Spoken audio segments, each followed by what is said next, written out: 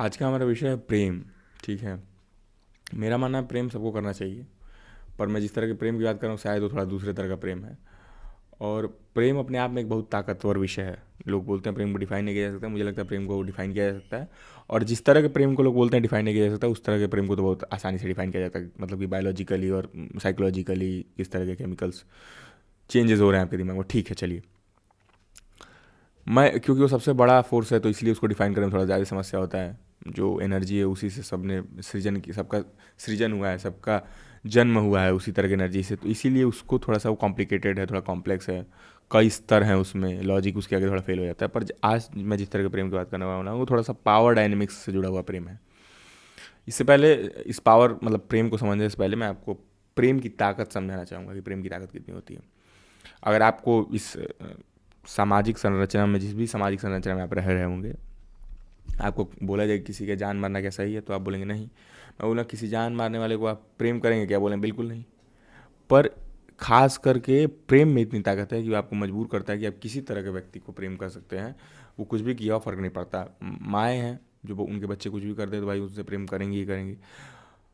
आप पर मैं इसका मतलब व्यापक थोड़ा बड़ा एग्जांपल देना चाहूँगा कि अगर आप बोलते हैं कि गोली खाना या सूली पे लटक जाने वाले को आप दया के भाव से प्रेम करते हैं, तो ये भी सच्चाई है कि जिन्होंने सब भरी सभा में मल्लयुद्ध में अपने मावाश्री को, जो कि कहा तथाकथित तौर पे क्रूर थे, उनको मारा था, तभी भी जनता उनसे प्रेम करती है।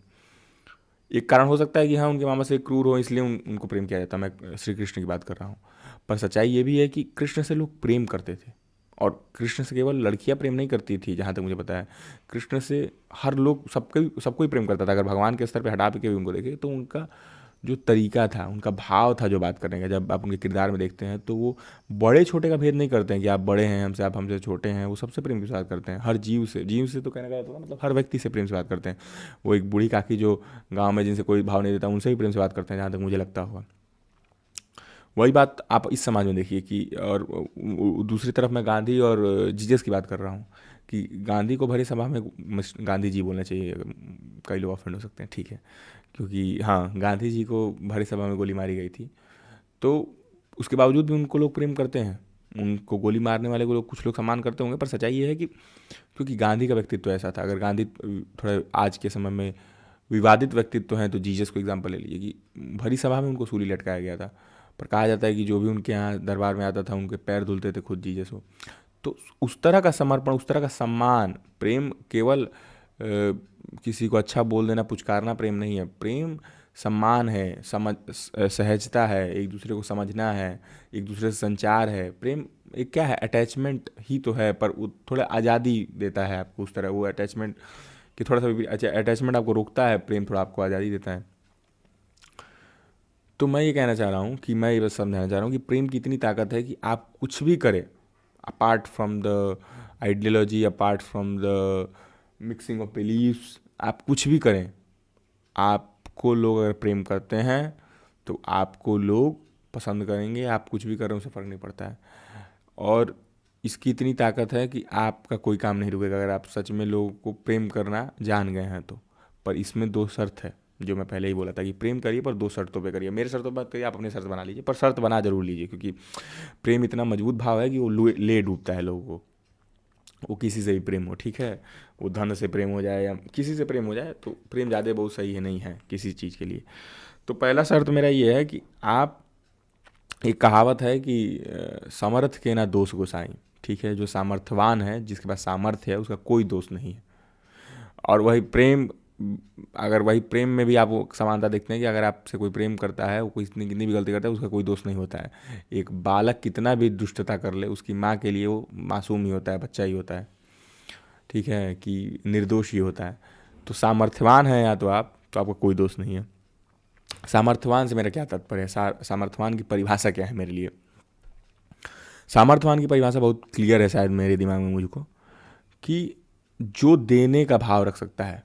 अब देने में कई सारी चीज़ें आ सकती हैं, समय, ज्ञान, या कि जो उसके काम का हो सकता है, पैसा, समृद्धि, संसाधन, जो भी उसको चाहिए अगर आप वो दे सकते हैं, ठीक है, तो आप सामर्थ्यवान हैं।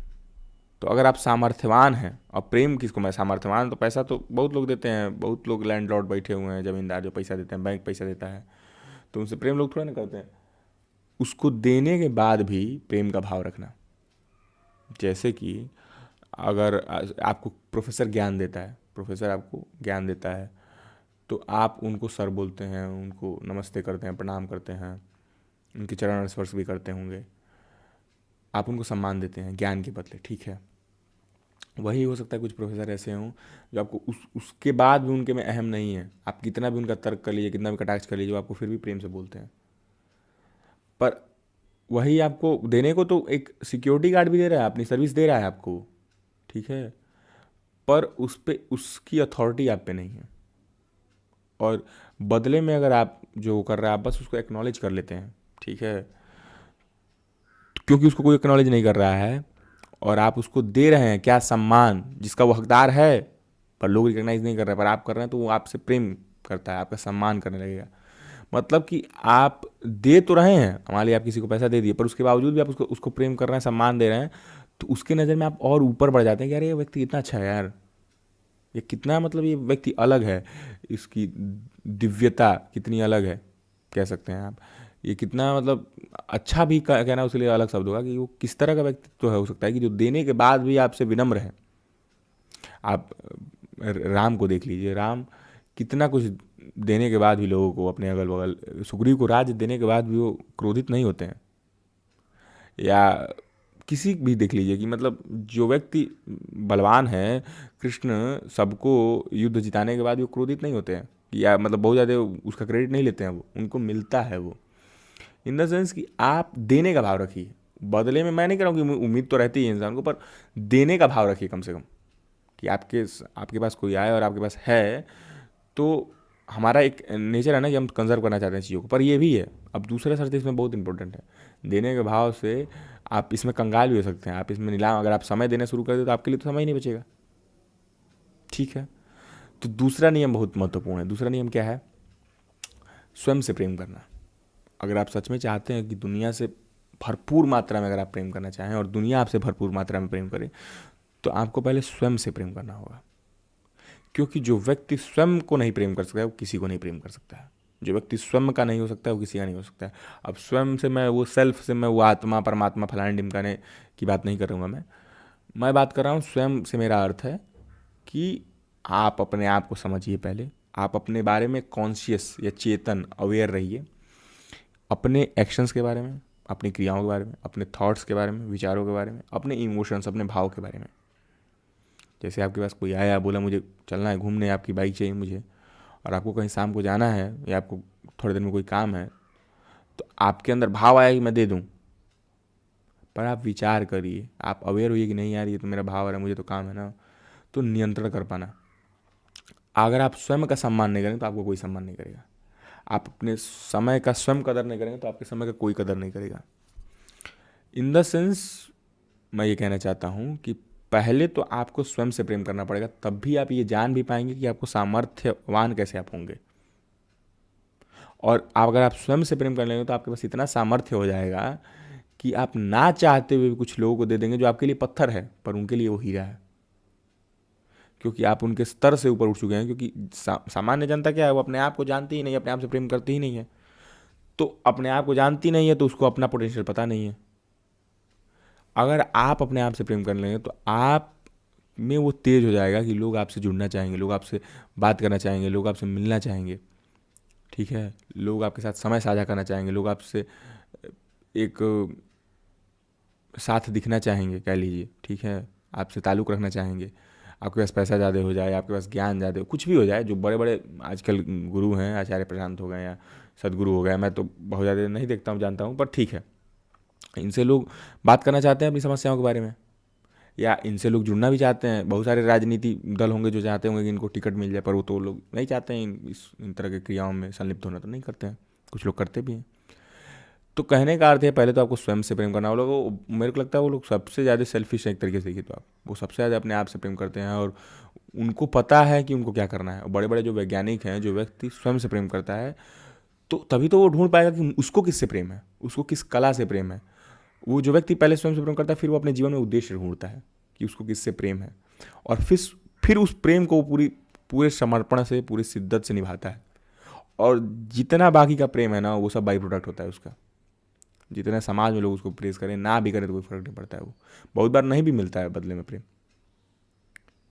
पर मैं ये कह रहा हूँ कि अगर आप स्वयं से प्रेम करना शुरू करें, कृष्ण क्या स्वयं से प्रेम किए, स्वयं को समझे, फिर अपना उद्देश्य समझे कि अच्छा मुझे अपने माँ बाप को आज़ाद कराना है जो भी है, फिर उसके बाद ठीक है मुझे धर्म की स्थापना करनी है, तब लोग उनसे प्रेम करते थे, उनसे उनसे जुड़ना चाहते थे, उनके पास देने को बहुत कुछ था, आप ले क्या सकते हैं। तो आप पहले देने वाला बनिए। देने वाले बनने के लिए आपको स्वयं से प्रेम करना पड़ेगा, और स्वयं से प्रेम करने के लिए आपको पहले स्वयं के साथ बैठना पड़ेगा। अगर आप किसी, मान लीजिए ये ब्लैक ही हैं, अगर इनसे मेरे को संबंध स्थापित करना है, मान लीजिए मित्र हैं, हमारे साथ में पढ़ते लिखते हैं, तो अगर इनसे प्रेम करने के लिए, इनका सम्मान करने के लिए पहले तो इनको जानना पड़ेगा मेरे को ना, इनसे तो इनके साथ बैठना पड़ेगा मेरे को, तो पहले इनसे बात करना पड़ेगा। तो पहले आप अपने साथ बैठना तो शुरू करिए, पहले अपने साथ बात करना तो शुरू करिए। बात कहाँ करेंगे भाई, डायरी में बात करिए, लिखिए, लिखना शुरू करिए कि भाई मैं क्या महसूस कर रहा हूँ, क्या क्या सवाल मेरे दिमाग में आ रहा है, पहले सवालों को लिखिए, समझिए, तब तो आप अब जानेंगे कि सामर्थ्य कहाँ से लाएं हम। क्योंकि अगर आपके पास सामर्थ्य नहीं है तो आप सुदामा हैं, आप गधा हैं, तब कहने का अर्थ है आपका इस्तेमाल किया जाएगा। अगर आप स्वयं को नहीं जानते हैं, स्वयं को नहीं पहचानते हैं, स्वयं की कीमत नहीं करते हैं, तो आप मजदूर के सिवा कुछ नहीं है। प्रेम करिए, ये एक अवध ओझा जी भी इस बात पे कहते हैं कि प्रेम करिए पर मजदूर बन के मत करिए। अवध ओझा एक हिस्ट्री के लेक्चरार हैं, यूपीएससी वगैरह को पढ़ाते हैं, बड़ा कभी कभी टेक्निकल बात सही बोलते हैं, मतलब फॉर्मूलेज उनके अच्छे होते हैं इन सब मामलों में। तो देखिए, आप सुनिए, समझिए, और कई जगह गलत भी हो सकते हैं वो, ऐसा नहीं है। मैं भी एक बार उनका किसी चीज़ पे विरोध तो नहीं करूँगा, पर वैचारिक मतभेद रहा है, पर ऐसा नहीं है, कुछ फॉर्मूले उनके बहुत अच्छे होते हैं सच में। तो कहने का अर्थ है कि स्वयं से पहले प्रेम करिए, और स्वयं से प्रेम करने का सबसे अच्छा तरीका है कि स्वयं के साथ बैठना शुरू करिए। ये सामाजिक आवाज़ों से या सामाजिक गूंजों से मैं कहूँगा दूर रहिए। डीजे पार्टी, दिन भर गाना ही चल रहा है, ठीक है, 2 मिनट भी बिना रील के बैठ ही नहीं पा रहे हैं। थोड़ा अपने साथ बैठना सहज होइए कि मतलब अभी मान लीजिए कि इतना अच्छा शाम है, शाम है या दोपहर है, जो भी देखिए, तो बैठना शुरू करिए अपने साथ कि बस बैठे हैं, चीज़ों को देख रहे हैं, समझ रहे हैं, और ठीक है, जो है सो है। तो कहने का अर्थ यह है कि अपने को समझना शुरू करिए, अपने से प्रेम करना शुरू करिए, अपना सामर्थ्य, अपने को सामर्थ्यवान बनाइए, और तब देखिए दुनिया आपसे प्रेम करना चाहेगी, ठीक है ना। तो आप ऐसे दीपक बन जाएंगे कि लोग आपके तले मरना पसंद करेंगे। कीड़े होते हैं ना, तो आपके तले मरना पसंद करेंगे। तो पहले दीपक बनने का प्रयास करिए, उसके लिए पहले आप स्वयं को जानिए, स्वयं से प्रेम करिए। सबसे अच्छा तरीका है स्वयं को सुनना शुरू करिए। पहला कॉल टू एक्शन होगा मेरा कि स्वयं के साथ बैठना शुरू करिए, अपने को तारीफ करना शुरू करिए, क्योंकि दुनिया में आपको कोई नहीं समझ सकता है आपसे बेहतर, कोई समझ ही नहीं सकता है, कोई आपको एडवाइज ही नहीं कर सकता है आपसे बेहतर। अगर आप यहाँ तक मुझे सुन रहे हैं तो मुझे सुनने के लिए, मेरे दृष्टिकोण सुनने के लिए धन्यवाद। आपको जोड़ना घटाना चाहते हैं तो आप कमेंट बॉक्स में जोड़ घटा सकते हैं। Thank you for listening me. और आपको ये रॉ रियल वीडियोस कैसे लग रहे हैं ये भी बताइएगा। मुझे तो ऐसे ही पसंद है, आपको पसंद हो चाहे ना हो, मैं तो डालूंगा या वैसे कंटिन्यूसली जाएगा। Thank you for listening my perspective, signing off from my side.